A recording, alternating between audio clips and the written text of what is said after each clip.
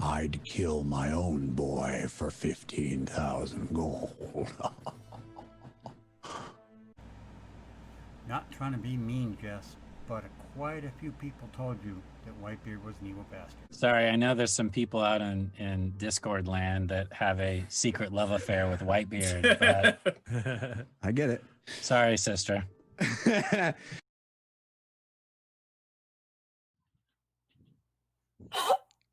Oh my goodness. Oh. Really? Really? That's what you had to play? By the way, this is our first time seeing that. Oh my goodness. I see how it was. I see how it is. Interesting. Well, there goes my intro. Shots fired indeed. Shots fired indeed. Well, then you know what? Forget my intro. Let's just go straight into that topic. Yeah, let's just do. I've been very patiently holding in my tongue. So good job, Joey. There's no mic drop, Hornist. There's no mic drop. So Joey, that was awesome. You should have played that at half the time. No. Okay. Was that a really, even if you didn't mean it, poor little Murphy? Okay, so I didn't know that video was going to be played, so I'm like, okay. First things first, I want to rewind, because when I was watching that freaking scene, I literally was just like, oh my heart. And then when he said Mervis was watching, I was like, no. I literally, I know it sounds dramatic, but I swear I sat there just like, what just happened? And I was not focusing on anything. I wasn't typing in the chat. I didn't even know what was going on in the show. I had to actually rewatch the next 5 minutes.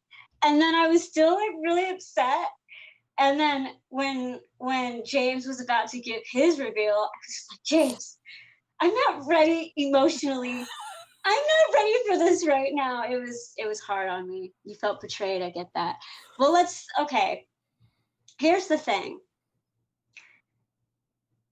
I like rubbing it in faces when I'm right. We all know that that's my thing. But I will say I'm equally, she's still a broken waffle. I am. So it was very sad. But as everyone has pointed out, I don't think, well, not everyone, I think we're 50-50. I don't think that he meant it.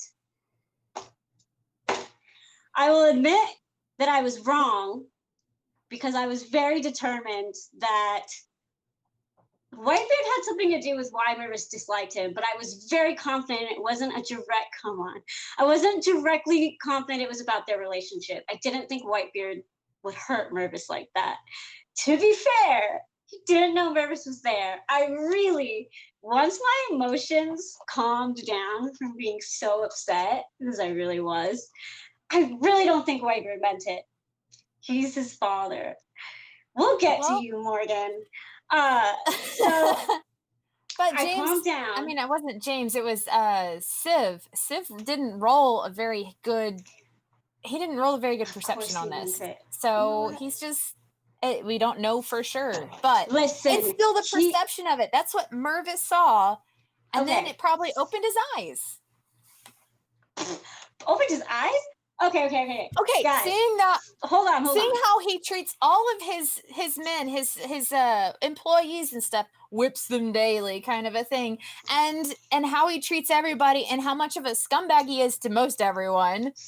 Maybe he finally stopped looking up to his father as a hero and went, "Oh snap, he's gonna sell me just like he would do anybody else or any other animal or something like that." So it's highly possible that just the perception of it broke him. Okay, please hold. Civ destroyed Whitebeard Mervis relationship. Confirmed. Okay, everyone who is saying it. I will admit, Kaz Farron, it's needed you front row and center. I was wrong. that Whitebeard did have something to do with his lack of relationship with Mervis. Is there more to the story? Yes. But after my initial pain from that very horrible comment and Mervis seeing it, which, as we agreed, regardless of whether he meant it or not, that's what Mervis saw. He, as Sean pointed out, which I was trying to point out too, he got a 9 on his insight check. We don't know if he meant it or not, and I'm sticking my feet in the sand, like where I've always been. I really believe he did not mean it. He's a pirate. He likes to boast.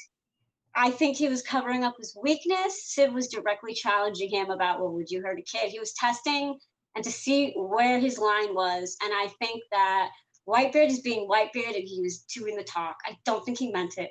Maybe Civ will get another chance.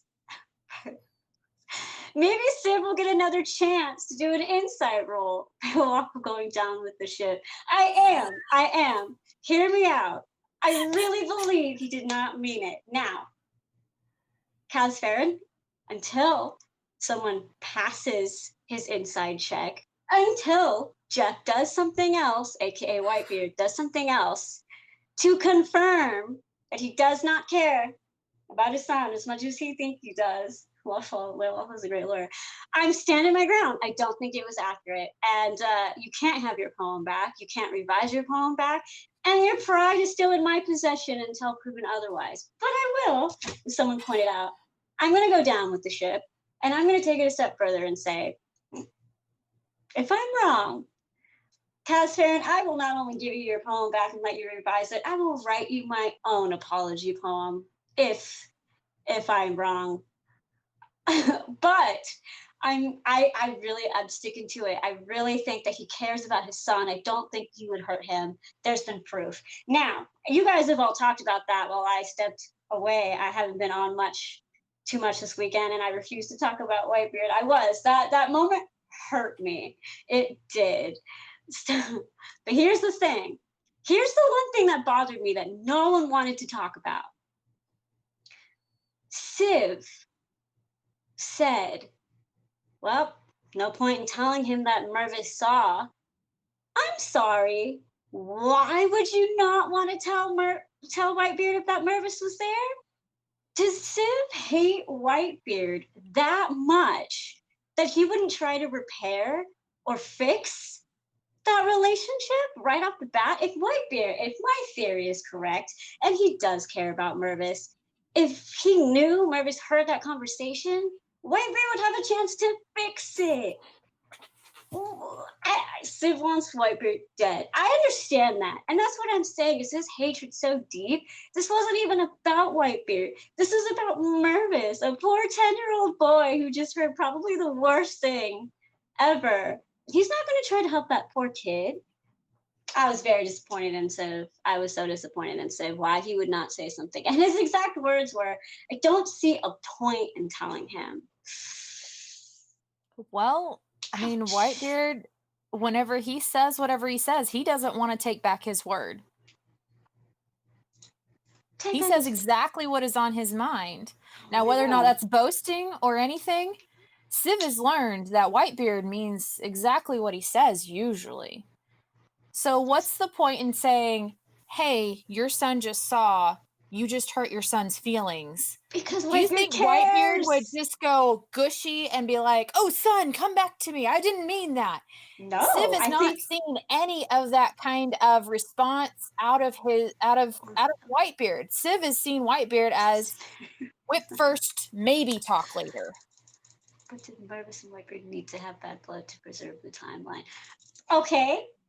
But as far as the timeline goes, I think Civ has made it perfectly clear he does not care about the timeline. There's also that. He does not care, and I will stand by that too. Civ does not care. So I don't want that, oh, he was preserving the timeline. No. And Ingrid, I do think Whitebeard would have stood his ground and been like, that's nice, I don't care. But he would have, in my theory, he would have tried to fix his son's relationship behind closed doors. I'm just saying that potentially could have been what saved the relationship, and he didn't do it, and it hurts. And But yes, we I don't. also don't know exactly what Whitebeard said or did to Mervis whenever he found out that Mervis was on board. He went down below deck Because and then came back up again. You didn't hear anything, didn't see anything. So Oh, we he don't was know a- for certain He was a what nice he boy. is with his son behind closed doors. He was a nice boy. They were behind closed doors for like 5 seconds, and he cared. That episode, in the Voyages of Madness, it was very clear Whitebeard cares about his son. Y'all, just because we had a setback when he was talking to what he thought was just a tabaxi, you know what? I'm going down with the ship. I'm going down with the ship. I think that he still cares. Fail, you need to write fanfic on how it was supposed to happen. Wait, perhaps. I know, I don't remember who said it, but a lot of people in the live chat, half of everyone was like, what do you have to say now, Fail Waffle? And then the other half was like, oh my God, are you okay? Oh very man, the emotional. chat was insane over your emotions at that time. I was It very went on for emotional. minutes. It was crazy. If y'all could have seen my face, it was just like, I'm not okay. It was really bad. I was surprised Whitebeard said that. That was not Whitebeard's proudest moment. But I really, really, really believe, and I'm going down with the ship, as you guys say, think that he didn't mean it. Barely tease about Whitebeard, but you know I love you. Yeah, that's what you all claim. I'm just kidding. Basically, my understanding is that this war is intensified, and I just want you guys to know, especially after the little intro you pulled, Joey, when I write, you guys are gonna get it. But yeah, my big thing is I can't believe Civ's whole thing is he wants to do better. And you're telling me that he wouldn't take that opportunity? He wouldn't lose from that opportunity. Well, Either nothing changes. Let's dive into a little bit of what else was in that conversation with Civ. I mean, he's also the reason why Whitebeard brought him into that room to talk to him was to figure out Civ's take on what to do with Chomel and Chomel and Joran and Bao Zhai. Like what to do with that whole situation. And Civ was saying, turn him in for the money. And it was like, are you okay with sending a boy to his death? Yeah. I don't think I don't know what Civ has planned. I don't think Civ means it. Civ's playing the game. They're all playing the game. Whitebeard, Chilron, Civ, all of them. That's why I'm so excited because, again, like I said last week, we didn't really get to see it. I'm excited to see who's going to make the first move. Everyone is playing everyone right now. And I'm so excited to see who's going to lay their cards down first. And I'm so excited to see it. The point is, if he would send any kid to his death, don't know if he would, Kaz Farron. I don't know if he would. I guess we'll find out. I can't promise, and I've never stated that Whitebeard wouldn't hurt anyone else. My stance is he would not hurt Mervis. Waffle is more mad at Civ not telling Whitebeard than she is mad at Whitebeard. Whitebeard hurt me for sure. There's no denial. I was so distraught that he made that comment, and then the fact that Mervis saw it was just. It was emotional on my heartstrings, I'll tell you that. But Whitebeard didn't know his son was there. Civ knew his son was there, so of course I'm more mad at Civ. Civ and I we're not friends right now at all. But yeah, now that you guys know, I am standing my I'm standing my ground, and I don't think Whitebeard meant it. There's no solid proof that he would hurt his son. He failed the freaking inside check, and I really wish he didn't, because so much stuff would have been answered if he just passed that test. But hashtag Whitebeard is amazing. Moving right along, let's talk about Fahima next. Let's talk about Fahima. That was another bomb right there. What path is she wanting to go down now? Magic wise, like, I understand she made a lot of hints throughout the whole show. I want to help out with healing. I don't know how long Jared has been here, but Moving right along. Keep going. But I mean, she wants to help out in the healing category. Okay, I get it. What is her basis of knowledge at this moment in time? I mean, she hasn't learned any healing or any healing spells to any extent with her uh past books and stuff that she had until she got the mage's book. She takes a look in there and goes, "That's an interesting way to heal." Now she's trying to apply that. Is she trying to go down the slippery slope of potential necromancy spells? Here's this is what we were talking about after the episode. I don't know too much about the necromancy and D&D specifically. I don't know how it works. I think it was Jeff. Jeff said something on the Discord that implied to me, guys, keep in mind I'm a very unofficial opinion. It implied to me that healing wasn't necessarily the direction she wanted to go down. I think she's very interested in not dark magic, but the unknown. I think Fahima is thirsty for knowledge and she finds necromancy very enticing. But honestly, I Yeah. don't even think at this point Fahima really knows what that means and what it is and what it can do. And that's what first of all, I asked first, we've been talking, but I want to say too, like, I love the way Jeff described the scene.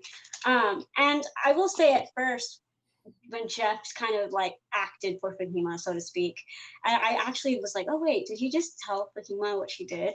But I want to quote something that Jeff said, which I thought was really cool because he's so good on the spot.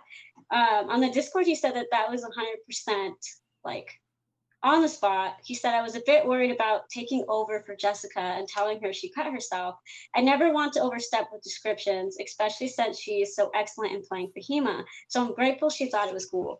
I thought it was cool, Jeff. I really did. I think that the way you describe things makes it very clear on what's being in the scene and what's happening.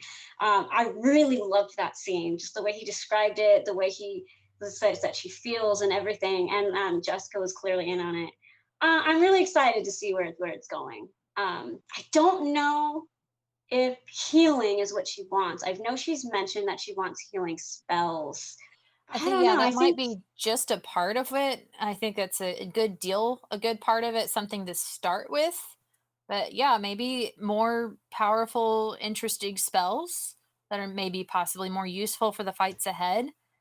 But the thing is you go down this road of blood magic and stuff like that, it can lead to dark side of things. And so it might be a scary thing that we watch her go through. And I'm worried for her because she is still young. She's still a bit naive on some things. And so maybe she doesn't look before she leaps on a few things. And it makes me worried what this might put the party in jeopardy on. I don't know if she's thinking that far ahead, to be honest, which Yeah. I think is amazing. Like, I love that because Bahima's a wild card. She God, is. who knows? She's a Genasi. They do whatever they want. Well, I mean, especially being, Team Force of Evil, I love the fact there's a wild card in the party. I think there's a few wild cards in the party. So I'm fascinated to see, honestly, and I think I told you this, I think what I'm most excited for is to see what Bahima does next. I know on the show she said the first thing she wants to do is talk to Lily. It's the first thing she Yeah. said she's going to do. Only one. There are many wild cards, Morgan. Trust me. I added that. But yeah, no, I'm excited to see what she does with this information. I think that'll be most interesting. So I guess we'll see. Stay tuned. But I really enjoyed the scene. I like the fact that Jeff took over for a couple of seconds just to set the scene. And it's clearly what Jessica / Bahima wanted anyway. So I thought it was great. Did you overall like it? I don't know if you said. Yeah, I liked it. It was interesting. It definitely was a shocker, but it was a really good scene for sure. All right, so Lily, I know that was the other thing we wanted to make sure that we Yes, covered. Lily. Poor Lily. She's going through an awful lot and really trying to be a trooper about all of her feelings Granted, she's doing her usual Lily thing and trying to push everything back and trying to ignore a lot of stuff, but the way Jeff described her trying to fall asleep, I think is incredibly spot on for what she should be feeling. And I liked how Katie did a good job of talking to Grammy Double Stuck before going to sleep, like kind of doing a little prayer to her grandma that this is difficult and I really Yeah. need some help and some guidance in this and I wish I could talk to you. And the funny thing is Grammy Double Stuck is in another part of this world, just seeing Lily as a younger version. And it would be interesting if Lily could cast message and just get a hint, but I don't think she has that capability. Definitely not. I think it's cute that Lily thinks about her grandma in times of need. I think even Mhm. for us, just as being watchers, it's a good indicator. I think that she's struggling, which I know that I told a few people I would give my comments on it. I think that right now Lily is going through, finally, I think, because Lily's superpower, as she calls it, I feel is the same as her flaw. I think her greatest strength is her greatest weakness. So Lily's very good at pushing her emotions down, being fine, being ready in the moment to think logically and move and be the Mhm. support that everybody else needs when they're emotional. But I think what we're seeing, especially in this past now main part of the main mission, but when we started this side quest, that's what we were starting to see is that was starting to break. I think that it's getting to be too much for her, and I Mhm. think she's struggling to hold in her emotions. I think it's beautiful. I think it's great. I think it's about time. I Mhm. like it when I get to see Lily's opinions. I like it when she lashes out. It lets me know that she's she's a person under there. Right. But with that said, like right now, a lot of people were saying that like, oh, she's growing by, especially with what she said to James, which we'll get to. We're saving all of the James talk for when Morgan gets here. Um, but I feel like I don't necessarily think it's inherently growth, which is what a lot of people were saying. I feel like it could be, but I think right now what we're seeing is just her feeling. I don't think she's at a point where she's not processing. She's just feeling, which is beautiful. I think same with Bahima. We'll see in due time if she's learning and growing. Because I want to point out when she had her first reaction, when she told the party how she felt about the halflings. She stood her ground. She was like, if you guys keep this down this road, I'm out because this isn't who she wanted to be. It wasn't shortly after that, I think 2 episodes later, when they were in that house and Civ was like, you know, we're murderers, right? And she's like, I don't see you that way. Like, it was like she took 1 step forward, 2 steps back. And I Yeah. think but I love how she acknowledged that though, because she said, like, you're right, this world isn't like my isolated home. I love when she said that. So I'm just, as far as how much she's learning and how much she's growing, and even where her head is at in general, we'll find out. For all we know, we could see Lily take some dark turns herself coming up here. I was surprised with her reactions to James. I was surprised with some of her quick comebacks not being so well thought out and nice. She's not having time to sugarcoat her responses, which I love personally. Hashtag never forget the fooling. I agree. I agree. But those are my thoughts on it. We'll see if she's growing. Yes, but per waffle, 2 bads make a good for Whitebeard. Y'all are still real quick, just because I was like, when I say my spiel about Whitebeard, Sean is one of the many, many people who have been very supportive of me over the past few days. It's like, Jess, this is a big betrayal, and I understand. And I'm like, I may not think it's a huge betrayal, Sean, but I guess you'll wait and find out. And I know he's like so mad in the chat right now. You never know. You don't know if you meant it. I'm standing my ground on that. And I love you all. And half of you are going to be so wrong when this is over. And I do want to know why. I'll probably ask him on the Discord. I need to know why Civ decided it wasn't worth telling Murtis. That bothered me so much. I was just like, but why? Hashtag Whitebeard is the best. Just saying. Yeah. So, do you have any? We're gonna invite Morgan on in a couple minutes, but is there any? I know there's like there's so much happened in this episode. We're not gonna be able to talk about it all. Oh But is no. there for sure. anything you wanted to just throw out there? Thoughts? We didn't rate. They want us to rate the episode. Oh, yeah, I would give it an 8 just from all the different conversations that needed to be said that were said very well and how it, how it all worked out really well. I definitely liked the moment where Lily gave Fahima and Ugo inspiration to row back and Jessica was like, I feel like singing. And Jeff was like, oh, I don't want to stop you from singing. And I was like, come on. Nope, no song. Okay. But they came to the shore and they had their own little ditty. It was so cute. I've missed a Lily song. We are well overdue for a Lily song. Yeah. When was the last time we heard a proper Lily song anyway? Gosh, I think it Forever? was no, it was whenever Lily was not okay with the halfling fulling thing. So quite a few episodes ago. Yeah, that wasn't as long ago. I think time Right. feels longer. It wasn't that long ago. Yeah. And Dadpool, the thing is, it's not over yet. There's more to be told. I 100% agree with you.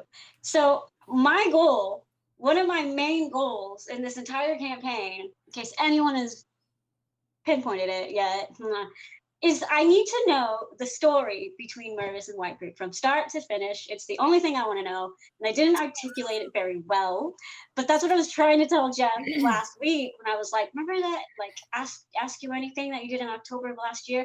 I asked if I was ever going to know the story of Mervis and Whitebeard. And to be fair, maybe I should be careful what I wish for because I'm not at a great start. Not at a great start. But there is more to the story. And I need to know it. Yes, Dadpool, I was agreeing with you. I need to see. Maybe I should be careful. Maybe I'm going to laugh when I'm 100% wrong. It's going to be not a great day for me. Well, I'm speaking standing of my ground. proof, on a different note, we do have a little bit of proof, or at least Jeff kind of gave us a little glimmer of proof to Ugo that the Candle Queen is possibly near him. And I thought that was a Yes! precious scene with the lantern. Yes. I'm going to make a humble. Absolute precious. Yeah, so honestly, I want to give Jeff a 10 out of 10 on this episode.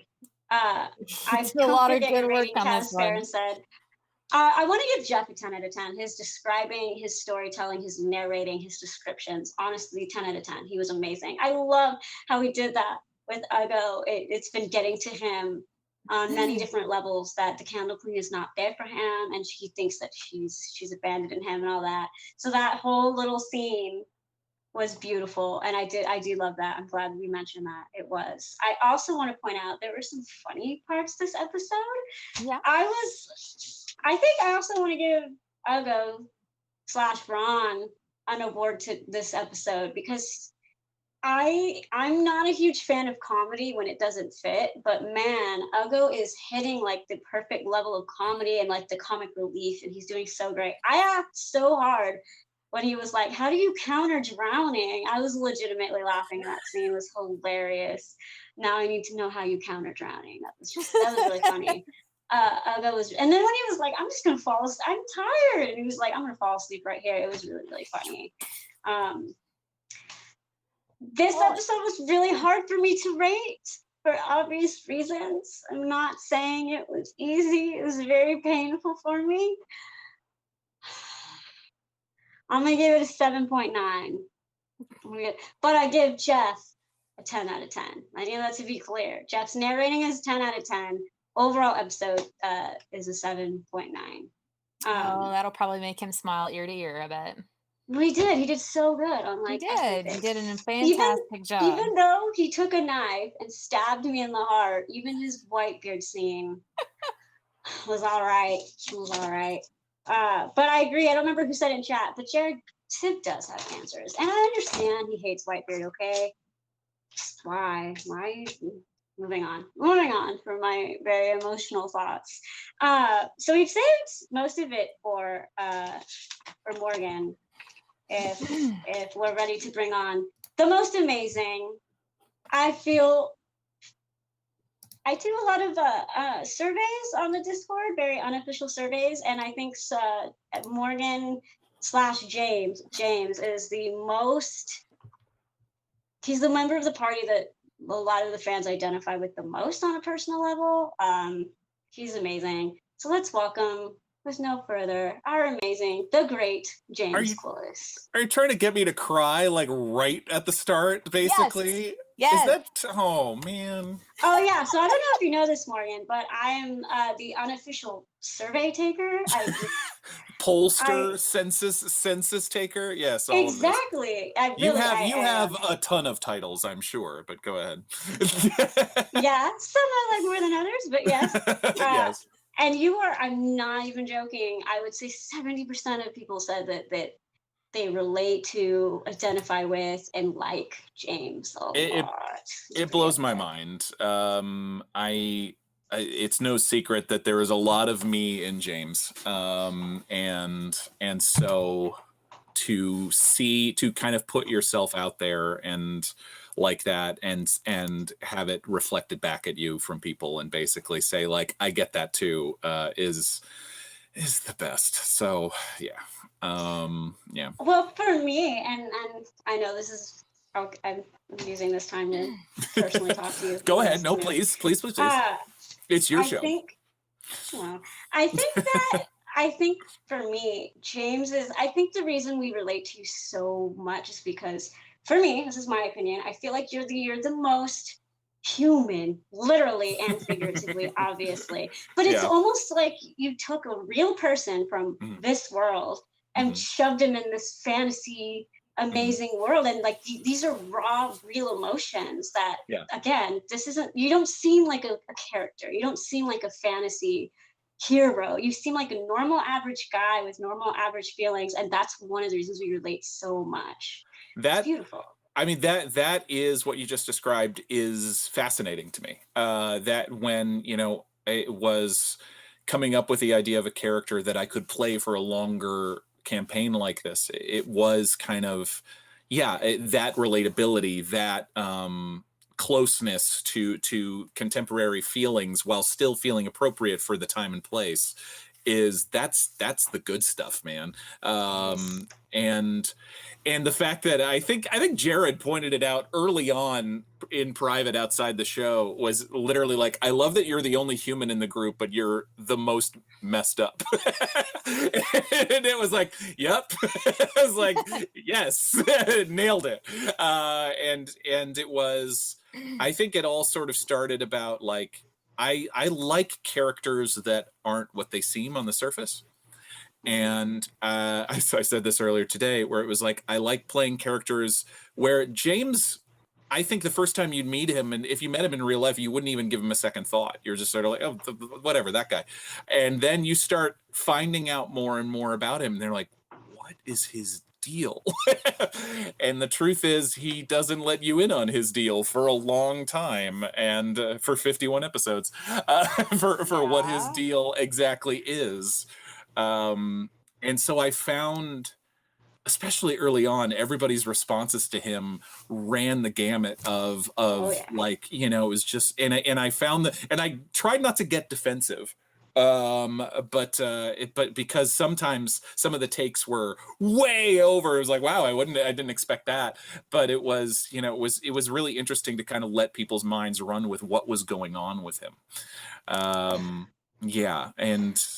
I don't know. Was it hard? Was it easy or hard for you not to get defensive?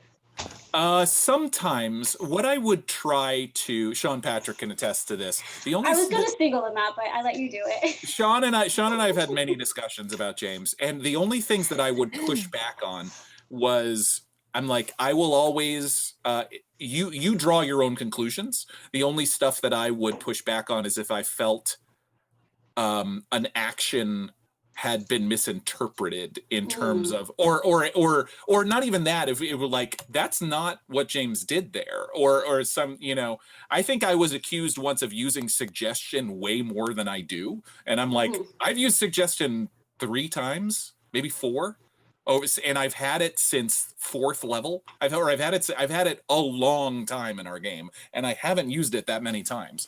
I've used it more recently. I didn't use it for a long time. Yeah. So being accused of being this, constant manipulator of people, I'm like, Oh yeah. I haven't used it at all. Yeah. Yeah. Well, see, I know who you're talking. And it's not a surprise or a secret as far as the actual players go. I defend James a lot. I think I relate to James. So no, like I know I told you this on the live stream, but Sean, not just Sean, there's a few people, but Sean specifically, him and I, every time it's a Morgan or I did it on purpose on a James heavy episode, I take the time. I'm like, all right, Sean, let's do this because we see James so differently.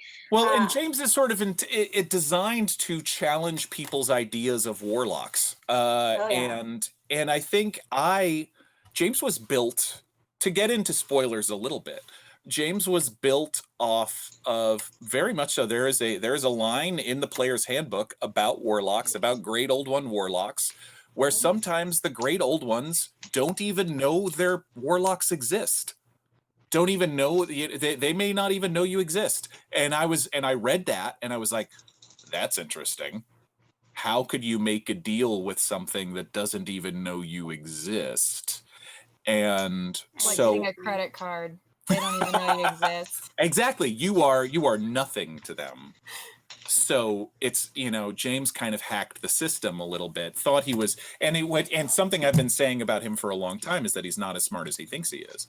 And so he came up with this idea. Now, it is possible that his patron knew about him from the start and just let him mess around and didn't care. But what is true is, and James said it this week, this is not a lie, that James thought he was getting away with it until the Battle of Bingle. Which makes sense, Morgan, because even though you've stated many times that was your favorite secret room scene, I was like, don't get me wrong.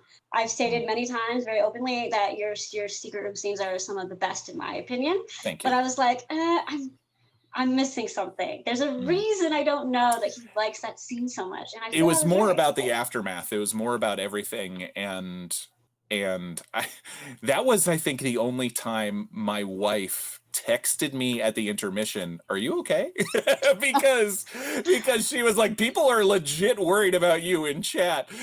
Because out of that scene, James was like, my life's over. I'm done. I am toast. And that is that colors him, of course, in the water by himself at the end of that episode, and that colors the message to the world. Because I've talked about this before, that moment doesn't happen without the darkness of that, because James in that moment is trying to prove that he's not a bad guy. That he can use this for good, that he can prove this to himself, that he's a good person.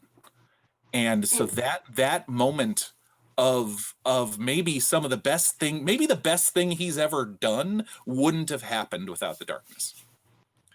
And it's I think looking at that scene, knowing what we do after the last episode too, it was already beautiful in itself, and it already meant so much, and it has so many layers. But I think knowing that tidbit, I think really makes that scene even more emotional.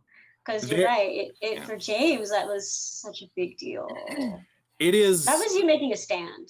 It was, and he is, and then City of Scrap was him.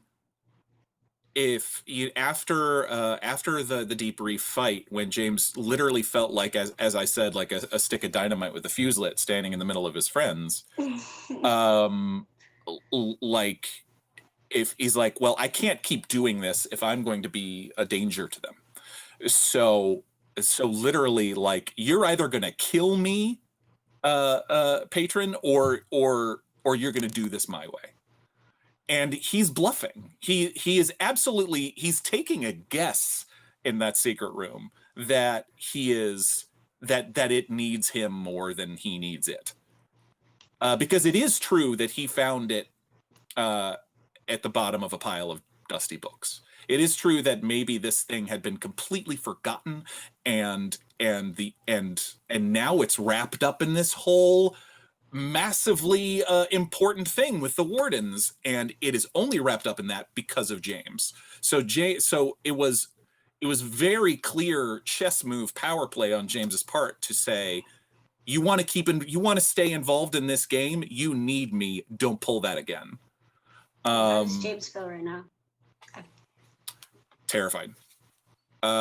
It's weirdly, I just said in the chat a few minutes ago, he's trying to be transparent now. There is more that he hasn't told them, but nothing, he's put it mostly out there. There are small details here and there that he hasn't told about. The fruitcake conversation with Fahima was about the book that is in his pack. I haven't told him that yet, or I haven't told her that yet, but I mean, like, he has a book in his pack that is, if someone had found it, if someone had gone searching into James's things and found, there are clues about what was going on. And that moment with the fruitcake, that was a funny thing where the fruitcake had become this funny recurring thing. And I actually texted Jeff before that episode, and I was like, it just occurs to me that James would get pretty nervous if someone was poking around in his stuff. Because there are things in there that he's hiding from people, and that's where that scene came from. But yeah, that's a long answer. But so right now, I love your answers. Thank you. Right now he's nervous because, and I'm honestly, Morgan, am nervous because he's been defined by these secrets for so long, and so now what? Now what comes next? It's certainly not going to be easy. It's not over. It's nowhere near over. It's, now it's about finding, how does this work? Can he continue this relationship with his patron for now in order to stay reliable, in order to stay useful to his party, or can he move on? Because I think that can't be easy. Does he have a plan in case he needs to no longer work with this patron, or if the patron drops him, or for whatever reason? Does he have a backup plan? In terms of a plan for abilities, no, I don't think he does. I mean, Fahima keeps saying you can learn things, but I think, and Jeff and I have established this, and I think becoming a wizard can't be something that you do overnight. And it's like, I read this book and now look at this, prestidigitation. That was a really good description that he made on there.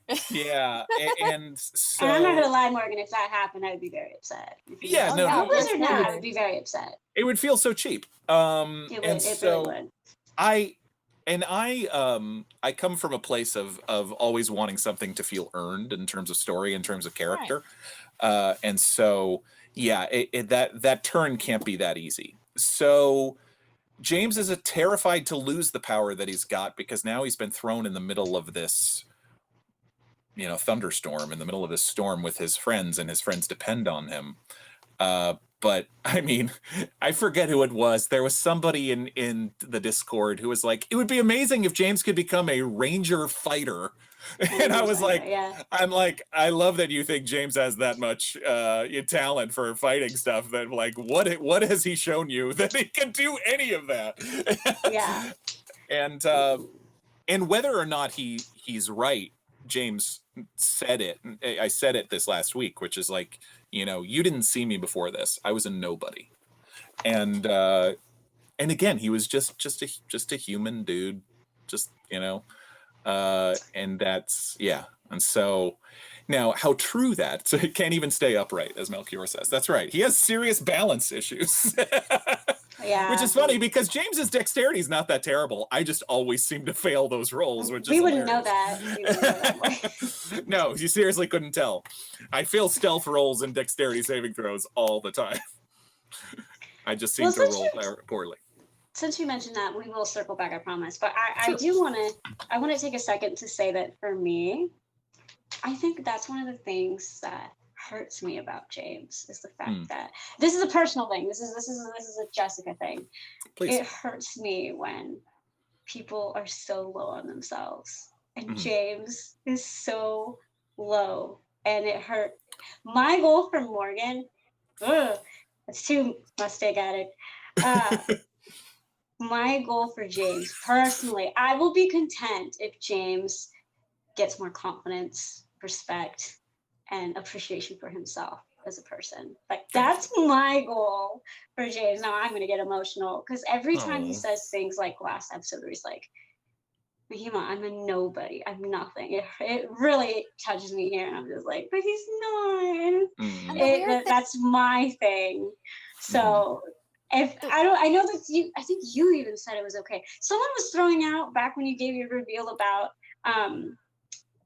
Turles. the murder. Yes, people Yes. are like, I'm fine with it ending with him in jail and all this stuff, and I'm like, for me, I don't care what happens. It'll be a win. At the end of the day, if James just gets a little more confidence and a little more self-esteem, that's my personal, very deep-rooted goal for him.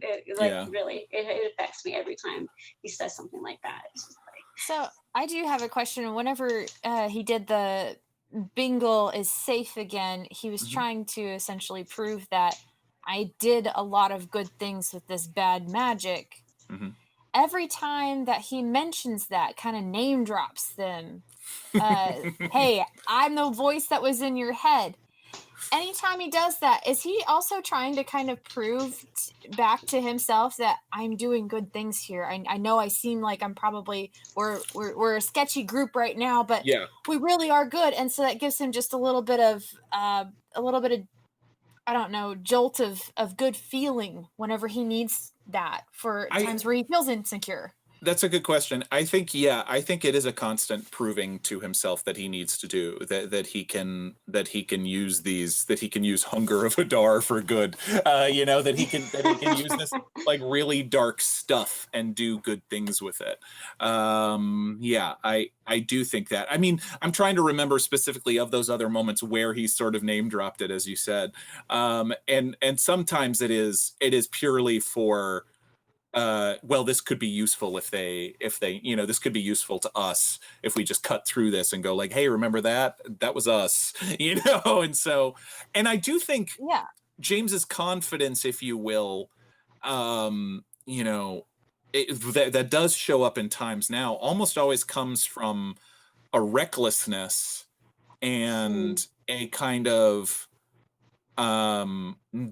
absolute desire to prove that he's worthy, because he knows he's playing with such darkness, and so he's like, so if he's not risking it, if he's not the moment in the debrief when I got knocked unconscious, stood right back up and cast Hunger of Adar on the Kraken, like that, where I described it as like wiping blood from his mouth, and then just like it was like, I'm not going to die this way, and I'm not going to die without, and so that is like back up against the wall. He's got his back up against the wall constantly.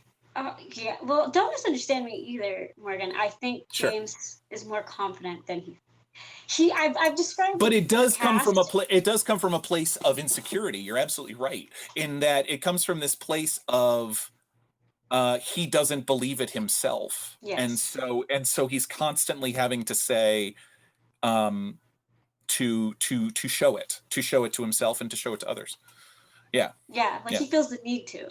Yeah, absolutely. It's just I've compared the cast similar to the Wizard of Oz before, and I think that James has the courage. He just needs to realize it. He has the strength. He has these things. He just needs to see it for himself. Thank you. I'm getting all emotional. I'm sorry. I'm sorry. No, don't apologize. But about the episode, because we didn't even like dive into. Sure. I want to know James's thoughts when. Because he's so, at the end of the episode, you can tell he's so desperate for information, for anything. I think his exact words are even just like, what are you looking for? And he's like, anything. I think he said that. Yep. Yeah. So when it came, what led up to that desperation? Like, I want to start with when you saw the vision. where you saw the Viscount carrying Mr. Otterpop, and what was going through James's head during that scene? That was just kind of a further like illustration of kind of the darkness that Jaspin and Jaspin / the Viscount is, which is like, oh, those dead bodies, the realization that the two dead bodies that we saw were connected to that dinner party, that horrible dinner party that we saw. I think James is terrified that he has more in common with Jaspin than he'd like, and so when he sees these things about him, he sees maybe this could have happened to him, and he wants to know. Now he's banked on his patron, who he thinks could possibly be not involved with this. Because I thought about this the other day, speaking back to, again, that fight in the Deep Reef. Remember, James's patron was happy when he was fighting in that battle. And so there is evidence to say that James's patron and the old ones who are driving, these old ones, are not on the same side. But having said that, they could be connected. And so when Lily, and James did not see that coming. James did not see his patron being connected to the things that attacked Bingle, that drove Yan Mo. And so when Lily responded that way, he didn't blame her, for sure. But it was because it was sort of his worst fears, that this is all connected in a way that he could have never foreseen, and now he's a part of something that he never could have anticipated, and he's being used if it's true, but he doesn't know that it's true, and so James, being the good librarian, needs more information. Is he afraid that he's possibly a pawn in some greater war? 100%.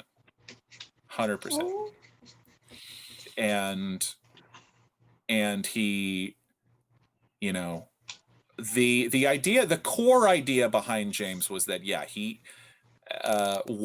he's different from warlocks in that warlocks are almost always like hungry for power, hungry for knowledge, and James wants knowledge and he wants those things, but James was mostly about just getting a little bit of power for himself in order to stand up for himself. And then he's thrown into this story where he's almost required to become more powerful, to stay alive and to keep doing good and to keep saving his friends and saving these people. And that ends up exposing him to worse and worse things. He did mention multiple times, I didn't intend to be in this kind of a story, to make it this far in some sort of adventure. Right. Kind of circling back to like him having courage and standing up for himself. Was Nightstone Abbey a difficult place to grow up, and that's where it's seeded from? I think it started before that, but I think Nightstone really kind of nailed it home. I talked about this a little bit, but the idea behind James is that he wasn't really a student. He was just sort of adopted as a ward of the college, of the library. And so he was just sort of this and so he was kind of put to work and given room and board and everything like that, but he was kind of put to work in the stacks, and he got to be good at these things, but he wasn't. So people like Audric Lucerne, who were the students and who were allowed to become wizards and everything like this, that was not James's thing. He wasn't allowed to do that, and because he was just a farm kid that was adopted, and that was the idea. And so he was able to still turn that into a way, and he was so close to all this magic but not allowed, and was kind of looked down on greatly. And so when he used what he was good at, which was like history and all this other stuff, to find a way to find this patron, and find a back door, as I said, he took it. James remembers just about everything he reads, Sure. Putting it out there. Yeah. Does he remember the title of the book? Of which book? Of the book he found? The book with the footnote. Oh yeah. Have we discussed what book this is, or is that going to be revealed later? No. Okay, Yeah, okay. that is not. I don't we have remember not if gotten we into had that. or not. Okay. No. That is not. That is yet to be revealed. Okay. It could have been.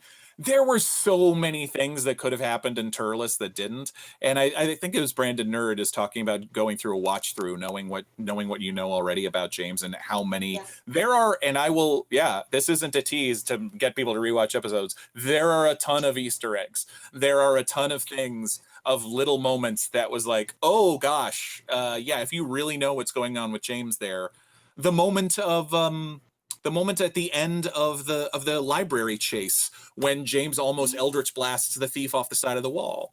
And I had to stop because Jeff very correctly reminded me there's City Watch watching you right now.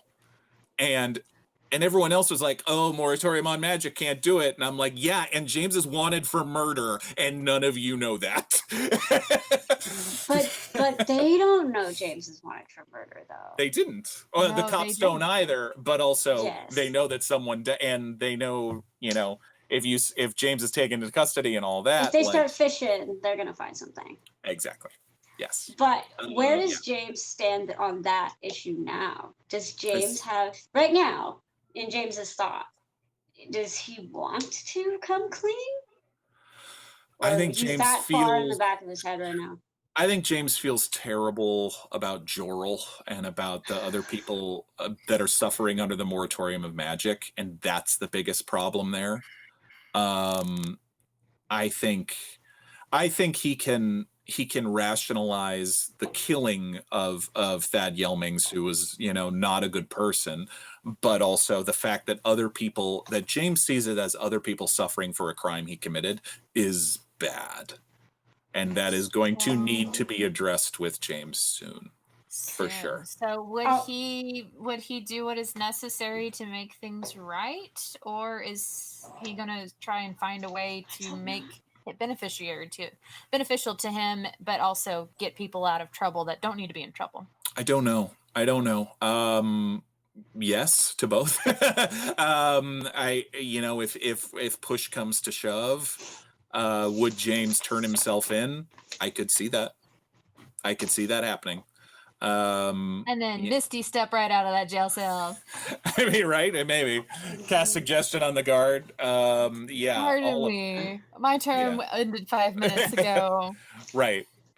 Now, I mean, there are so many things waiting for us back in Turles that I think as soon as we're done in the Forge, Jeff is, oh man, and now there's all this stuff with Uggo's brother and the fact that they still have Torvald and all this stuff. The to-do list is really long of what you guys need to do. It's like we got some stuff to do. We got to get back to Turles. We gotta save Torvald. And we gotta rescue another couple wardens probably.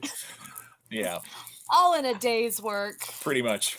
I will say I think none of the Easter egg that you're referring to that I liked the most so far, and I don't rewatch them, so I don't know all of them. Okay. But my favorite one is the one with Grell. I very specifically remember, I was like, why? I know Morgan cares about me, but not this early on. Why is he so mean? And then you explained it later, and once you gave that reveal, and I was like, it makes so much sense. James saw a bit of himself in Grell, and this person using magic maybe a little recklessly and causing pain and heartache. And it was and when I saw everyone so willing to forgive him right away, it was just sort of like, no, he did something wrong, there's a lot of that scene, the scene at the end of episode 6 where we're deciding whether to go to the ship or go to the Tardy Plunder or go back to Turles. I am trying as hard as possible to get us to not go back to Turles in that moment. Yeah. I was trying to keep it under the surface, but at the same time, I am panicking in my head. It made me seriously wonder, like, what happened at Nightstone Abbey that made him go, never going back there again? Nope. See, and I'll give it to you. You had me fooled. I thought James really thought it would just be better not to go. I'm not gonna lie. I was like, oh, he makes sense. He thinks this is better because you even like you played it off so well. Dancing as fast as I can. It was working. I was like, something. And I'll. Yeah, it was working. Speaking of insight checks earlier, I am shocked. It took a long time for someone to finally roll an insight check on James. I was expecting them much earlier, which again speaks to the wonderful trusting nature of our party, and that's lovely. But James is also very good at deception, though, and so I was ready. I was ready if Civ started rolling insight checks. I was like, I'm a +7, you're a -1. Like, oh, he can try, but. So he's very good at deception, but there are so many things if you've gone back that was like, when Uggo asks him, are you a criminal at some point? And I think I went, no. I was almost begging him to roll an insight check on me at that point, and he didn't. And so I was like, all right, cool, you're not going to roll one, fine.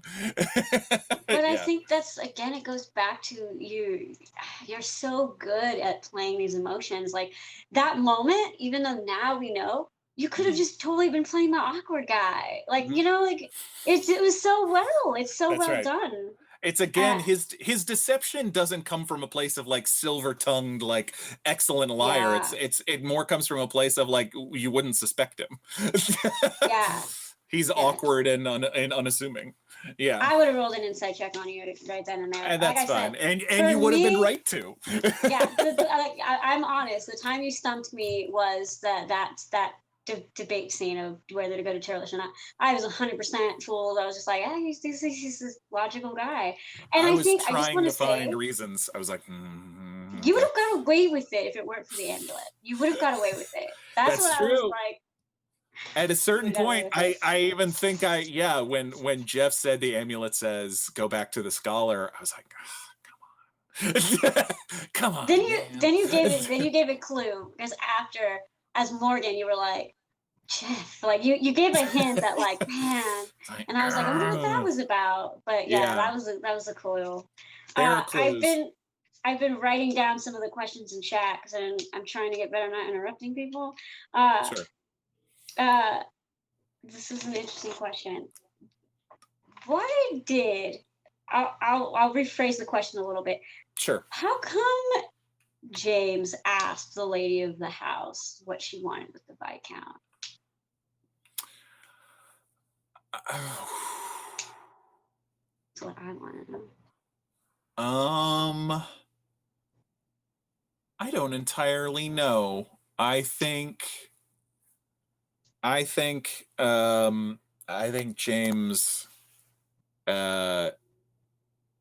sees the Viscount for what he is now, and and I don't want to give away certain things, so I'm going to hold back a little bit on that. But just in terms of insight check, I think I think I saw it as very clearly that Jaspin had, been the death of this family, and I think he wanted kind of confirmation that was the lady's read of it as well. Yeah, that's what I'll say. Does that make sense? I'm noting that you're holding back, though. So now whenever something is revealed, I'm going to come back to this moment and be like, is that what I was holding back? There is a little bit, because I don't know what's going to happen. I don't know what's going to happen at the lighthouse. Yeah. I do think that James a little bit wants permission to do some bad things to that guy. Oh, okay. That I reworded the question so it wasn't a leading question, but that was basically what the question was asking. Yeah, basically. So you were in a weird, in a way, you were asking for permission. In a way, yes. Yeah. Because could it possibly be that he might feel like, not necessarily like he's responsible, but in a way now that he kind of sees the connection between Jaspin and the old ones and James. If there is a connection, that we don't know if there's a connection. I mean, I think it goes back to what I said earlier, though, that James in a way fears that he's more similar to the Viscount than he wants to be. That, yeah. And therefore James hates that. And so he feels a particular ire and anger towards that. Maybe more so because it does feel weirdly personal to him in that way. Oh yeah. Yeah. And because this is my stream, I'm curious, did you feel totally related but not related? Did you feel that same feeling when you made the sending to Infer? Because for me, that moment seemed very personal too. Yeah. But I don't Yeah. know if it was. No, I think there are times when James sees the amount of pain and suffering being caused by these people, and especially after having coming out of that battle scene and seeing what happened, what all that Gorolago had been doing and everything, and all that all the chaos and carnage that they had been presiding over. And I think I said in that moment, like, James is pissed off. And oh yeah, and so, and the fact of this of these people using other people as pawns, which, you know, I think oddly, yeah, James really pushes back on.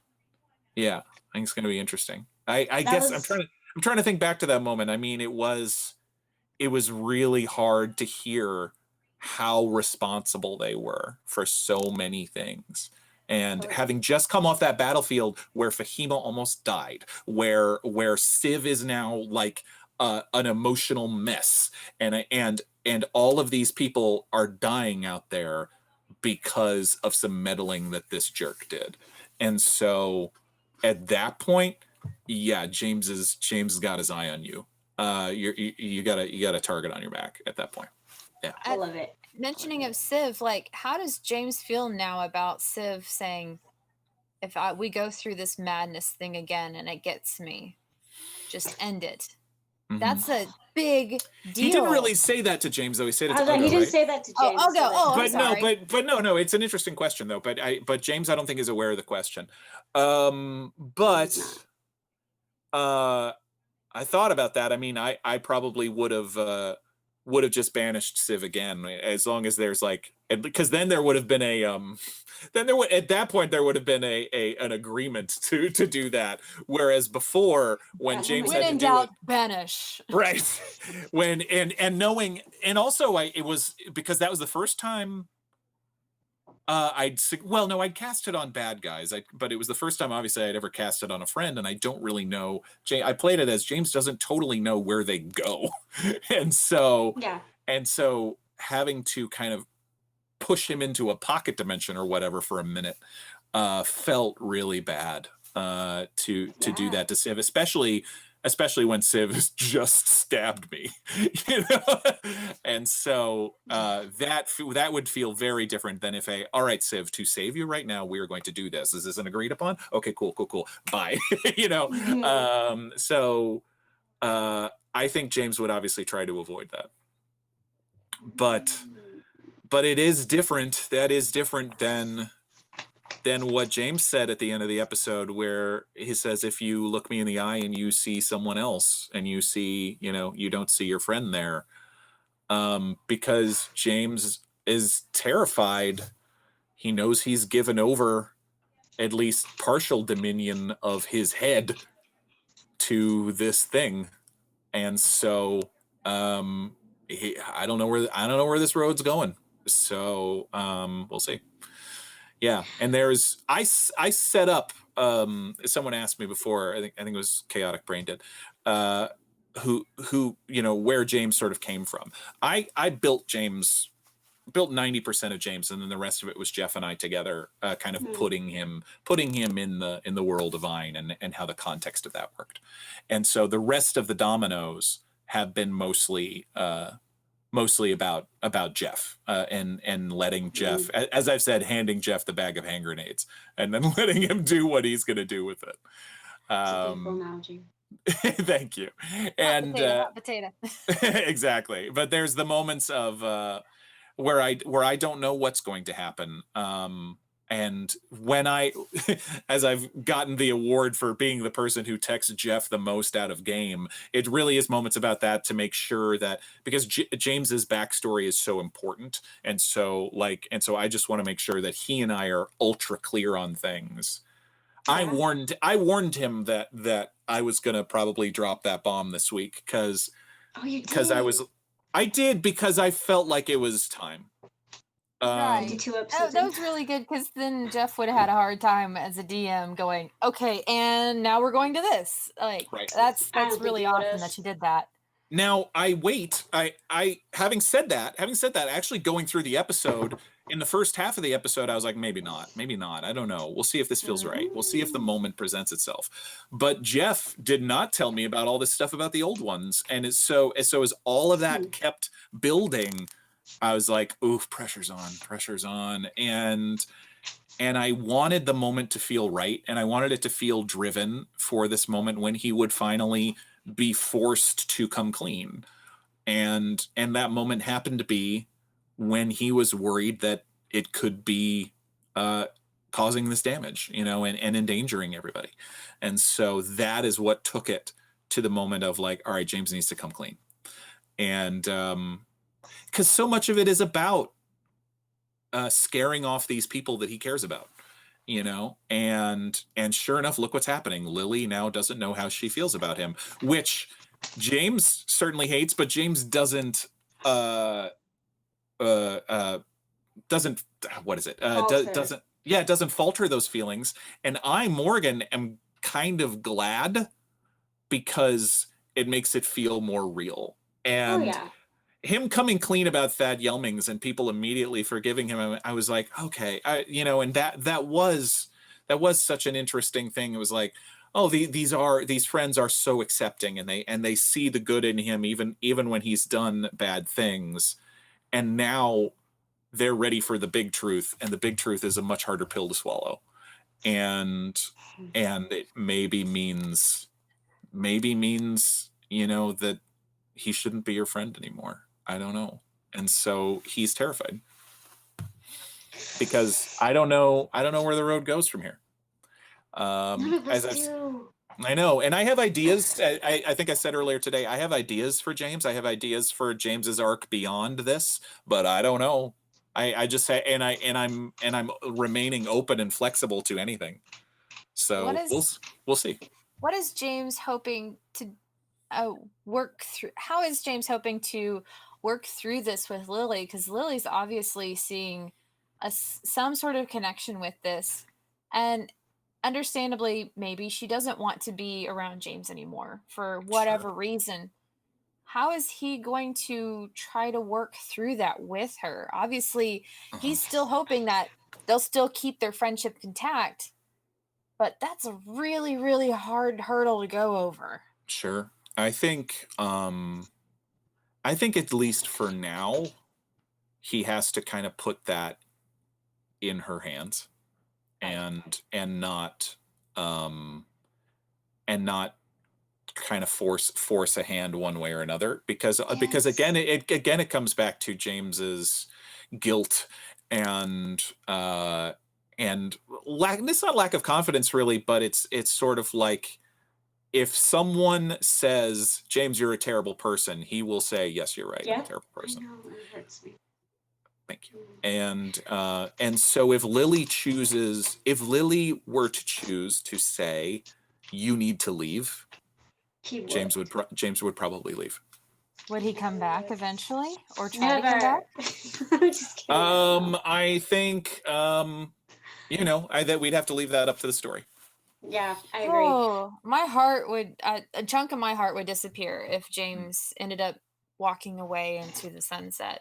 There are, there are a lot of, as I've said, I have a lot of ideas for things that could happen with James. And one of those ideas is if people decide he should leave.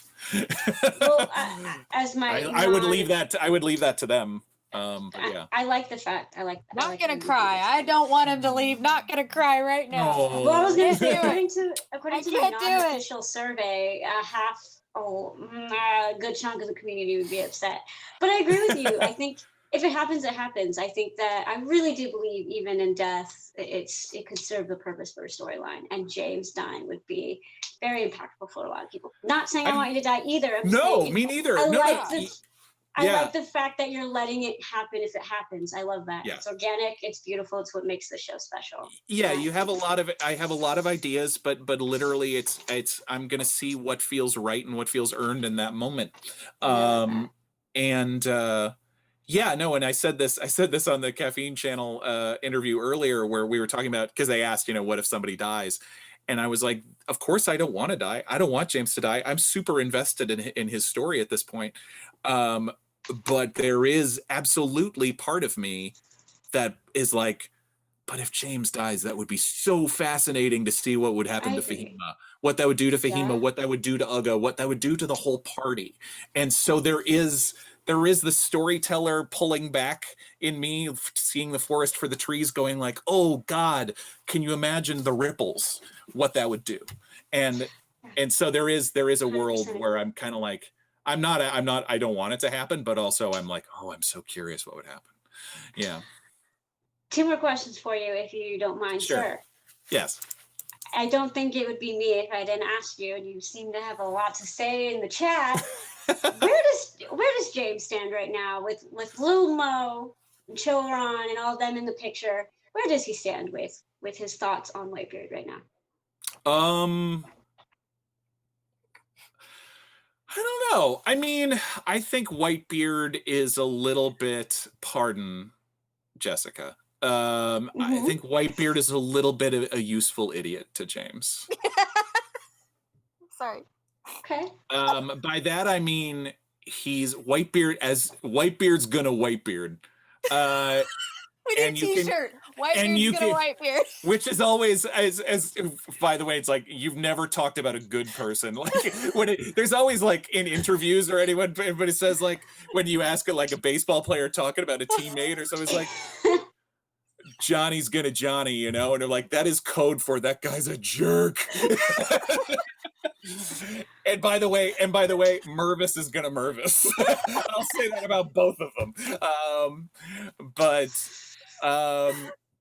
So I think that a useful idiot.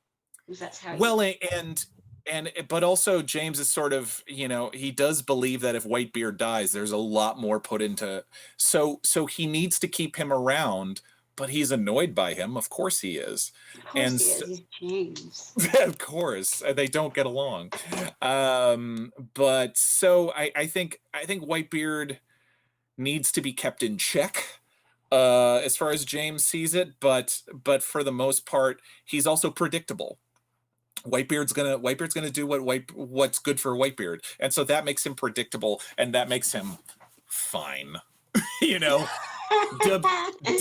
gonna WB, as Hornets says. I don't think though. I don't think you can put Whitebeard in check. I think that's for me. We'll see. I like to see you try, James. I do think it's interesting that it's been built that Whitebeard. How bad? Oh boy, I got to be careful here in this company. How bad is Whitebeard really? I don't know. Now, having said that, we saw some bad things at Whitebeard's Juddy, but he also doesn't seem like a guy that has been like carrying on a legacy of murder and pillage for decades. This guy that we're seeing. Now, having said that, he killed his own pirate, allowed him to be ripped apart by an owlbear, was running like illegal animals and doing terrible things. So he's not a good person, but I also don't think he was necessarily this huge, big bad guy that we've played him out to be either. Especially Sid. Especially in terms of when we're talking about Choron and we're talking about Yan Mo and we're talking about Calcutta Theed. I don't know if Whitebeard's on their level. Thank you. Whitebeard likes money too much. Now, so you don't have to shelter he's your not answers. not a good person. so I still worry about you a little bit, Jessica. Do you? He's a bad person. Yeah, and for the record, I don't ever recall saying that Whitebeard was a good person. For the record, I never said he was. I just think he's very. I feel like the story is only as good as your villains. And I agree with that, for sure. Whitebeard is a beautiful villain. Sure. And I think if any, just look at what he's not so much James, because I agree. I think James, he's a very logical person. Right. Look at how much damage Whitebeard has done to Civ's psyche alone. Oh, yeah. There are, you know, you were talking earlier about that conversation last week. Yeah, I speak of the things the cast does and doesn't tell each other. There are angles that Civ / Jared is playing sometimes that I'm just sort of like, what are you doing, man? Like when he stabbed Chomel, I'm like, or Choron, I was like, what are you doing, man? No. There are parts I'm like, what? I'm gonna trust you. What are you doing? And yeah, I don't know what you're doing all the time. Okay. And here's Civ's gonna Civ, as Sean Patrick yes, says. and that is what I want to point out to all the Whitebeard haters out there. Civ and Whitebeard could be really good friends and acquaintances in some aspects, especially the past couple of episodes. So if you like Civ, you don't like Whitebeard, I just want you to sit with that for a minute. Well, and I mean, sometimes the people who hate each other most are the most similar sometimes. So, and I'm sure Jared would probably acknowledge that. Would he though? Would he? I don't know. Maybe a little bit. Maybe a little bit. Would a little. Okay, Yeah. I have one more question for you. I'm sorry. Okay. I had No, to. you're fine. It wouldn't be me if I didn't ask you that. That's fine. I know you have so much more show left to go, so I don't, but go ahead, You're please. fine. You're fine. I was asked by the community to ask you, what to James is his favorite thing about himself, and what is his least favorite thing about himself? Oh. Most man. importantly, favorite thing about himself, because we've already discussed how much he The dislikes question is himself. cool. I want True. one extreme. I was asked by the community to ask you that question. His calves. No, I'm kidding.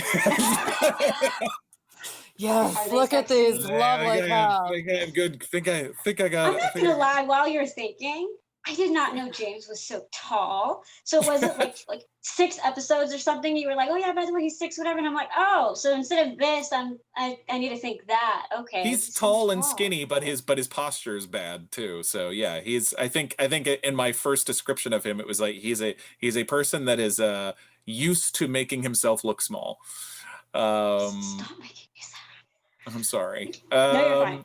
So yeah, things- James, not more James, but what is James' favorite thing about James? And James. I think James knows that he's pretty good at considering angles, considering, like all sides. Part of the reason for the Uggo fight back in episode 15 was that James was able to see that Mervis had a point, that we were putting Mervis in a bad position. Now, that is not to say that James was willing to run off and kill Whitebeard. James was never willing to do that. But also, trying to push back and say, like, he's the bad guy. And I'm like, no, we've put him in a pretty bad position, guys. So I think James is pretty good at seeing a lot of angles that way. Yeah. So keeping an eye on the bigger picture, I think James knows he's pretty good at. And that goes to things like timeline and when we've had those discussions as well. Things he doesn't most doesn't like about himself. There's so much. Good question. I know. I think. Let's be facetious. No, I think it kills him that it took him that long to open up to these people who've been so wonderful to him. But it is fear that they are so wonderful to him, and he sees himself as bad, and so how could they not? So if he told them, they it's fear of abandonment at the end of the day, which is really sad. Where You're it's just telling me. I know, which Fahima's got her own abandonment fears as well. Obviously with her dad who never is around. So there's so many things at play. But James' least favorite things about himself. Wow, I think this question really got to you. Yeah, no, it's a tough one. It's a tough one. I'm not sure. That's You can what do I'll a stay tuned if you. yeah, that's what I'll ready to say right answer on the now. spot. If I come up with something better, I'll think about that. Okay. Yeah, I mean, Sean Patrick, his reserved nature, yeah, more. I think I'm not sure that's how James would put it. You know, I think people have asked about James's romantic, you know, like prospects, and there is a part of me that James thinks that James doesn't think he's for anyone or anyone's for him because he's like he's worried that, you know, he's again in some ways he's a stick of dynamite with a fuse lit. He feels that way. And so when Fahima says, "You feel like my dad," I go, "Oh no." You know, it goes back to the dad zone moment. When people thought that moment was James feels bad because he's romantically interested. No, that's not what that moment was. That moment of me getting crushed by that was going like, you've now made a connection with this woman who depends on you and who cares about you, and you're going to destroy her. I saw that right then and there because I didn't see any romantic connection between you two at all. If anything, it was more of maybe an uncle kind of a thing or a father figure, but that was a very sincere moment. And you know, I think James really does deserve to be loved. Now, whoever that comes along to be, that will be a very interesting tale. Sure, absolutely. Or maybe, I mean, or no one. I mean, and that can be okay too.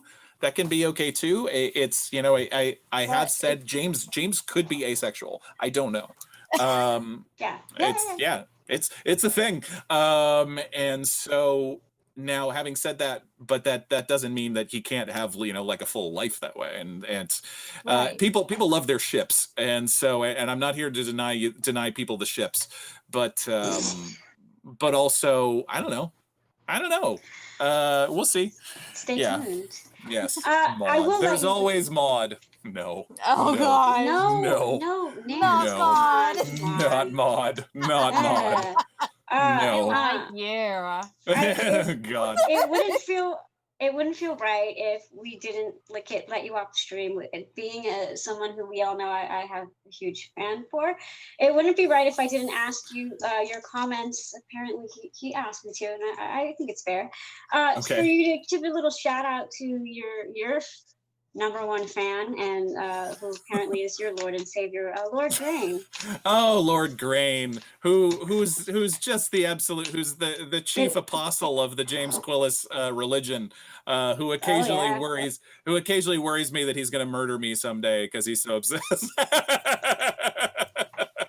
No, I love you, Lord Grain. I was You're about the to best. want to sign up for this apostolism, but if he's going to murder you, I think I might go for a different kind of quest and be like, It's I think one of those. People enjoy the James Quillas quotes of the day more than you think they do. Yes, absolutely. They're incredible. No, I love Lord Grain. We all do. I love Lord Grain, but he occasionally makes it feel like a cult. The cult of James. That's right. And thank you, Lord Grain. I appreciate it, buddy. Yeah. Thank you, Morgan. So much. This was wonderful. This yes. meant a lot. Meant a lot to me too. And sometime soon, maybe down the line, when you reveal your next big secret, you can come back, and I always have a lot to ask and say. That's never changing. Absolutely. I don't know. I don't know how many more big secrets James has, but we'll see. Well, I still will always have a lot to ask and say. I think you know that. You know that. Of course. Thank you, Morgan, so much. Thank you. Thank you so much. Good to see you. Bye. Oh, he's amazing. We are so behind schedule, but oh gosh, we are. But that was a good segment. Woo! That was. Do you want to, before we go to our interview with Dice and Papa Smurf himself, do you have a commercial for everybody? I do have a commercial. So I got to thinking about what kind of commercial example should we have for our contest. We've got this contest going on, and so.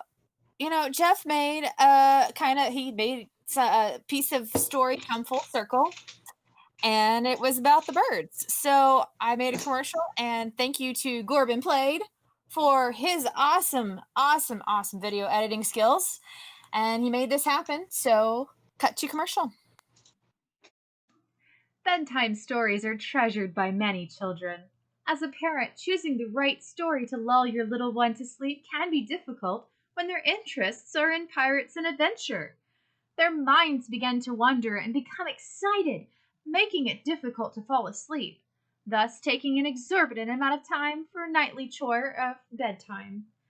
Our book, Saugus Van Vliet's The Birds, should check all tick marks off of everyone's bedtime story list. There are pirates, adventure, treasure, and of course, a mystery about birds. Your child will learn about pirate life and be educated on different types of birds. And as a special bonus, this story is available on podcast and is read by none other than the author himself, Saugus Van Vliet. Bedtime can now be a swifter task by simply handing the book to your child and pressing play. Let me tell you a story. It was a Tuesday. Oh, God. Early that morning, I woke to the sounds of birds. I wasn't sure what kind of bird. God. They could have been small. Can we skip ahead? They could have been large birds. An hour goes by. I've been thinking about which birds those were ever since. Do you know about birds? Quickly, your child will drift off to sleep. Every night they will be curious of solving the mystery of the birds and will enjoy this book little by little, as the podcast is 3 hours long and the book is 20 pages long. Please understand that the average child takes about 3 weeks to finish this book. Number 1 Turles Times bestseller, Saugus Van Vliet's The Birds. Yay! Just lull those little ones to sleep. They only get about 30 seconds and they go. I disagree. That's my favorite book. I don't know what you're talking about. But I will say, quick plug. Yes, we do have a contest going on. It doesn't need to be a video. It can be anything. Details are posted in Discord and the Watch Party channel, etc. I think it has its own channel. It does. If you have any questions, comments, concerns, message me. I don't bite sometimes. But it's a beautiful contest, and I want to see everyone's creativity. Without further ado, Papa Duck, you wanna enter the stage? You wanna come? Hey. Sure. How are you? Hi, Joey. Hi. Hi. What's going on? So, the reason I asked you to come on this week is because one of the reasons that I helped start the Watch Party was so that the community can get to know the community and that we can all come together, whether it be get to know each other personally, get to know each other about the show more. I have the honor sometimes of talking to you all the time. Pretty much. Yeah, for those who don't know, not only am I one of your mods, but we play D&D together now. I mean, we talk all the time. So I didn't think it didn't feel right to have an interview with a Watcher segment however many episodes in and not have you on. So I have questions, Sure. but I actually told Vanderslice to take lead on it because unlike Vanderslice and a lot of the community, they don't know you as well as I do. That's true. Very true. So, Well, my first question is, what spurred you to start the Discord for the Dungeon Run, and when did that start up? Well, I started watching live episode 4. I think it was around episode 6. I know Brandon Nerd was in the chat, and Shady Sheba, and Sherbert, who's not around that much anymore. And somebody brought up, how come there's no Discord for this yet? And I was like, I'll just create one just for the small group of us in live chat just to talk during the week. So I did it, and then slowly but surely it just grew over time. The cast joined, and it just kept growing. I had no idea it was going to be as big as it's gotten. So is this really exciting to you that you got to create such an awesome community talking base? nope. No, it's I love it. I love the community and everything like that. But it has its up and downs, like every Right. community has. Some days you're like, what am I doing? And on other days, like most of the time, it's, oh, this is awesome and great, and the people are a lot of fun. some days he decides to let this chick named Jessica / the Fairwalker be a mod, and then is chaos, and now he has to deal with me, and Only because she lives on the West Coast. Yeah. yeah, it is very, in case you guys don't know, I am not Joey's favorite mod, but we make it work. We make it work. I never said that. I'm not his favorite. They're like brother and sister. They just continually chit chat fight all the time. Oh, it's like this all the Is that- time, constantly. Oh yeah. Sure. Yeah. Sure. Keep going. Next. Okay. Next, so what is something from earlier episodes? Like I'm thinking like early episodes, probably single digits, that you would like to see pop up again, like maybe a lodestar, certain characters from the Natural Order, or places to revisit. Definitely the stuff from War of the Wardens, because that War was of the Wardens. because that was a giant info dump. I've watched that episode probably more than any other episode for the wiki and stuff. And there's just so much stuff that was dropped there that we haven't really learned a lot of. It came back like once, like they dropped a little bit of stuff off, but all that back stuff from the War of the Wardens. Well, you just said that something about the wiki. Do you also give information to the wiki of what you find and all that?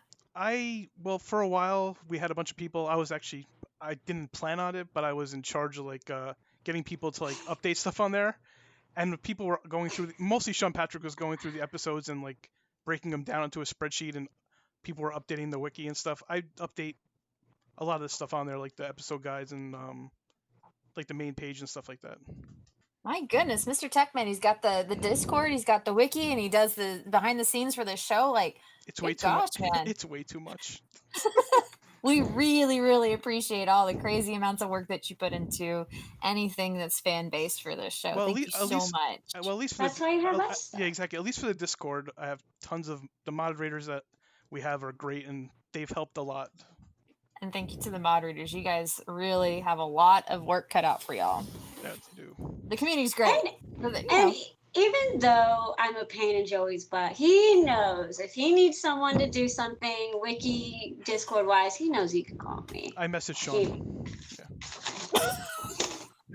Moving right along. This is not your episode, Falafel. Not your episode.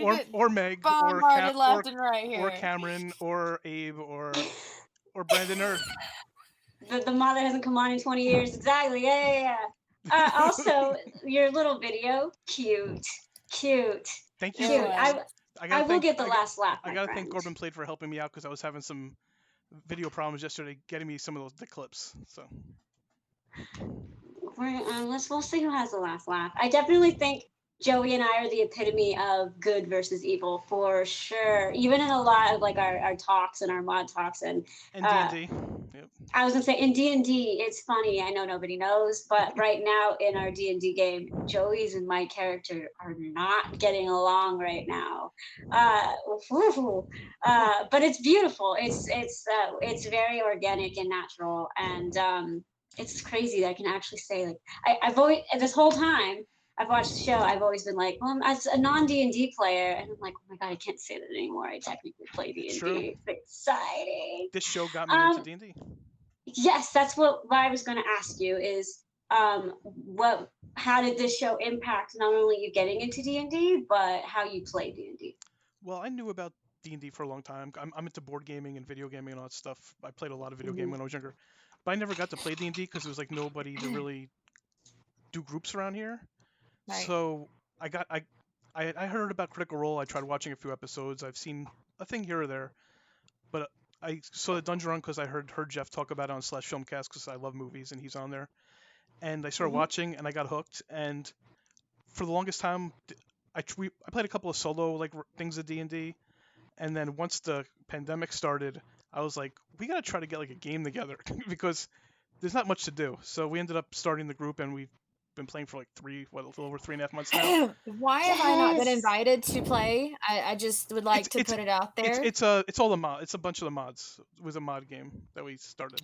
Special circle of people. Gotcha. So Brandon Nerd, just to answer your question, surprisingly no, Everyone in the game is not new to D&D except for me and Joey. Yeah. We're the only noobs in this group. Yeah. And I will give Joey credit where credit's due. He doesn't come off as a noob. I am the only one sitting there like, so what does this do? And he comes off very prepared. So you can't tell he's a noob. But yeah, Joey and I were like, we want to play a game? We don't know what we're doing. And it was funny because if you guys haven't told, I really get into things. I have a lot of emotions and a lot of energy. And it's so fun because I feel like as much as I get into the show, it's the same with our D&D game. And Sean, everybody always picks on me. So naturally my backstory and everything went first. Yeah, and it was very Sean's our tragic. DM. Sean Patrick's our DM. Sean Patrick is our Okay. DM. He's amazing. And so he made my backstory more tragic than I wrote it to be. And I was like, okay. And in our game, I just started crying. And I'm not talking like, oh, like I was crying. And then Sean Patrick and Scully is my homegirl were like, bravo, it's so good. And then Joey and the Wookiee King were like, okay, go away. But it's been a lot of fun. So yeah, I wanted to know, seeing how character development and seeing how the actors and Jeff and just how the show really developed. I'm curious how that affected you playing Quintus, who is his character. Yes, good. We had this discussion once before offline about how I love like sci-fi and I love like and some fantasy. I like the long storytelling like a lot of TV shows do. So Yeah. I try to like build my character layers a little bit at a time. So the character grows over time and it's not like just like dumps here and there. I like it to be like a more of a build-up type of thing over time. I guess see what Okay. I'm saying. I know this stuff. They don't know this stuff. Yes. What kind of character do you like to play? Like race class? What kind? Like evil, good, neutral, whatever. I'm Brendan playing, Nerd also asked in chat what. yeah, what I'm you wanna playing know about I'm that. playing a Dragonborn fighter gladiator, which That's a I've lot of stuff mixed in there. well, the gladiator is a subclass of the the fighter, which I fall in love with. I love the character. I look forward to playing him every time we do. It's one of my favorite things to do now is play as that character in the game. I play a ranger dwarf. Dwarf. Say, I will say though that Jeff has inspired me. My next character will be a halfling because Jeff's halfling characters legitimately inspired me. And Joey can attest. I'm not just saying that every time we play. I'm like, you guys ready for the halfling in case my character dies? It's happening. But Quintus is a very No, Brandon, I don't have a beard. No. Actually, Dwarven ranger. I am a dwarven. this is what my character looks like. Oh yes. So everybody Oh, okay. give a shout out To to Balinor. Jason, aka Balinor Okay, Borderlands, Yeah. who yes, turn it. It's not focusing. Well, Yeah, it's he has a beautiful mini of his badass character. Yeah. Torp, I knew I liked you, Phil. Thank you. Someone has to like me. Yeah, see, that's what I'm saying. I started off easy. I was like, I'm a noob. I'm gonna play very basic. And then he's like, I'm playing a. But I feel like, Well, and fighter's I'm, easy. I don't have spells or anything. My character's pretty straightforward.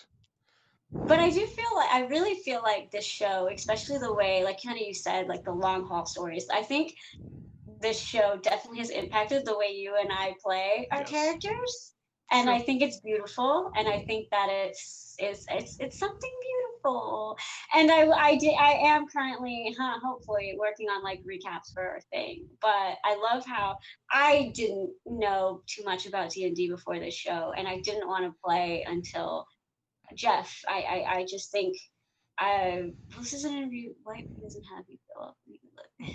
Whatever. This interview isn't about me. I can talk all day, but it's about you, Joey. So I'm used to I it. want to know too. What show-wise? What is? I give you a heads up. What is your favorite moment? What is your favorite episode? What to you has been the most meaningful part of the show? Well, for my you? favorite episode is actually the War of the Wardens because I like that. the War of the Warrens, it came at a time which if it was hours of a TV show, it comes like at the end of like what the first season would be, and it was like that episode that hooks you at the end, and then you got to wait like 6 months for the next season to start. Right. I love that. I love that about that episode. My favorite moment would probably be James sending that Bingle is safe. That was one of my favorite moments of the show, and I always go back to that like when I was thinking about it. That's the one that always stood out. And actually, it just felt so peaceful. Like him just saying that, it just gave quite a bit of resolution to all the horrible things that just happened. Exactly. I think it gave hope. Yeah. Gave hope. And my other favorite moment was actually from this week, and it's not the moment that Jess thinks it is. It's when Jeff was trying to get Lily to realize what Yan Mo is like, but not that. Momo. Yeah, not that. But it was right after that when Civ and Uggo are talking about like what he did to Whitebeard, like in the future, when they're going back and forth. I was dying. I had to pause the episode because I was watching the episode on rerun. I had to pause it. I couldn't stop laughing. That's the part you paused at. Yes, I paused at that part. Yeah. I couldn't stop laughing at the two of them going back and forth about how much that he destroyed Whitebeard. You're a jerk. No, that was a terrible moment. But I do love in that scene. All I heard in that whole scene was that Uggo doesn't think Whitebeard's a bad guy. That's all I got from that scene, ladies and gents. Because that was a beautiful part. Yeah, they just kept going on about how his eulogy was all terrible. And I was like, you guys just wait. Who's gonna get the last laugh? And I don't know if I laughed just because I thought it was funny, or because I was like thinking of like what your reaction to that would have been. I feel like I do. I feel like everything Whitebeard related, you just get your smile on your face. And you're like, Jess, and you just like to poke me. Well, with Whitebeard stuff, yes, because it comes up often. It comes up often, and it's so easy to poke at. Exactly. I don't know what you're talking about. So let me ask you this then. As far as the show goes, is there a character that you relate to the most? Is there a character where you feel relate to probably James? Definitely James, which was funny because when you're talking about the character that people relate to the most, before you mentioned James, definitely James, because he's just a regular guy who wanted to be a little bit something more, and he took a risk, and it didn't work out for him.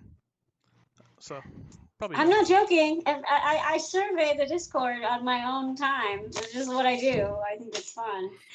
James is pretty up there. He's pretty up there. Definitely. Is there a character that you are very confused by and that you don't identify with? Not necessarily you don't like, but you just don't get or don't understand. Probably Fahima. Because she's like, in the beginning, she was all about just saving animals and not like saving the people first. I'm not like that. I think she's still a little bit that way. Yeah, she's still that way. But it's not her main event thing anymore. Exactly. I was never like that. For me, the people would come first, especially the people I'm putting my hands into. You know, that sort of thing. Who's your favorite NPC? Jorl, by far. Really? Yes. Free Jorl. He's still. You guys were talking about this before. He's still, and everybody was posting it in the chat. He's still locked away in prison for all because James killed somebody. Throwing it in his face. And no one even knows that it was him. Exactly. And he's just stuck there. Okay. The most important question of the night, this goes back to last episode as well, and I have to mention it, so I'm doing a twofer. What is your opinion of Loudmouth? Of Loudmouth? I find him hysterical. Him and Saugus, I really want to watch like an interview between like the two of them talking back and forth. I actually thought we would disagree. We really do disagree on like 90% of things. Yeah. So it's crazy we agree on that. I think it was Lily Dumblestuck fan, and I hardcore took it. We are doing the whole hashtag keep Loudmouth talking. Jeff, you think people don't want to hear Loudmouth? A lot of us love Loudmouth. See, the thing is, if it was like a person in real life that was doing that, it would probably drive me nuts. My gosh. But it's just because I see Jeff doing the voice, and I know it's a character that he's doing in the story, I find it hilarious. Especially when he starts talking and you see Jared's face like on the camera when he's doing the voices, some of the voices, and it just cracks me up. Well, it's funny when how they react to him. But hashtag keep loudmouth talking. I'm hoping, if anything, I was gonna say I'm hoping, if anything, they save loudmouth's tongue, but he's dead. That would be funny if that was the one thing they changed. But it wouldn't even matter because he's dead anyway. Like, we wouldn't even see it anyway. He's dead. Now, when I was working on getting that Birds commercial put together, I did actually watch quite a bit of that episode that it's in, and it has a scene where it's part of the funeral. Mervis cuts off his tongue, cuts off Whitebeard's tongue, and slams it, and makes it into like what looks like kind of like this coin or something like that. I'm curious if that was in a way for Loudmouth. I don't know, but no theories. I know, no theories, but like just how much that the crew really did care about Loudmouth, because Loudmouth does say an awful lot. Like, the crew really cares about me and I really care about the crew. Well, it does say, like, Saugus does talk about it in like episode 18 that I thought of him as a son. Also, by the way, that's precious. I love how you're really trying to compensate for not getting my reference of, can you tell me? Yes, I am really trying to compensate so hard. I know what it is now. I want to let you know you're redeemed. You're redeemed. Thank you. It's good. I can get off the bird subject now. Thank you. I was like, I can't. New co-host, can't believe she did this. She doesn't know one of the best quotes. You are redeemed. You're a good girl. That was a beautiful commercial. But next time I reference it, we'll see. We'll see. Any last questions you wanted to say to Joey? Because again, I talk to this guy all the time. Any last questions for him before we let him go to bed? What is your favorite thing about anything that is the dungeon run? It could be about the community. It could be about how organic this thing feels, the props, anything. What is your most favorite thing about this entire show and all that it entails? Definitely the community, but I think that the cast became such a part of the community because, like I've talked about before, like the mods and stuff. I never went out and asked like the cast to join the Discord. They did it by themselves. Slowly but surely they all joined and they interact with the cast. You barely see any other shows do that. You know, that's probably my favorite part of the whole thing. Just the fans and the cast being able to interact on a daily basis, or almost daily basis. That's a really, really good answer. I really like that answer. It's a good one. Well, I'm going to piggyback off your answer because I'm emotional today for some reason, guys. It's been a long 10-hour workday, so I know that doesn't help. But I do want to, Joey, as crazy as we drive each other sometimes, I do want to thank you very much, not only for even those not so amazing reasons. I'm very grateful and honored to have been asked to be a mod. I feel like, and I mean it sincerely. I know we talk about how this community is beautiful, and it really is. And Joey, I'll regret it later, but you really are saying it later, but you really are a beautiful person. And I'm very honored to have gotten to know you the way that I have. I'm very honored to have gotten to know you, Ingrid. I feel genuinely, to some extent, that this community is a type of family for me. And that's honestly, it's a gift. And I'm very honored. And Joey can attest. I randomly all the time say, did I tell you lately that I'm thankful that we get to know each other? But now I have it on video. Hey, I'll regret it later. But to Joey, to you, Ingrid, to all of you, seriously, thank you guys so much for this gift that we have. And it means so much to me personally. And I want to thank everybody. Right? Of course. Emotions done.